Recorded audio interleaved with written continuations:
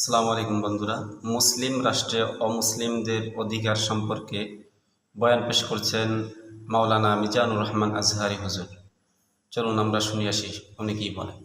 দেশ মুসলিম, এখানে যদি সংখ্যালঘু অন্য ধর্মের হিন্দু থাকে, বৌদ্ধ থাকে, তাদের রাইটের ব্যাপারে দেখেন ইসলাম কতটা ভয়ঙ্কর হুঁশিয়ারি দিয়েছে। আল্লাহ রাসূল সাল্লাল্লাহু আলাইহি ওয়াসাল্লাম বলেন যে কেউ যদি কোনো সংখ্যালঘুর উপর অত্যাচার করে, তার উপর জুলুম করে, সে যেটার প্রাপ্য এটা থেকে যদি কেউ বঞ্চিত করে, তাহলে কিয়ামতের ময়দানে আমি রাসূল সাল্লাল্লাহু আলাইহি ওয়াসাল্লাম তার পক্ষে, ওই মুসলিমের বিপক্ষে বাদী হয়ে আল্লাহর কোর্টে দাঁড়াবো।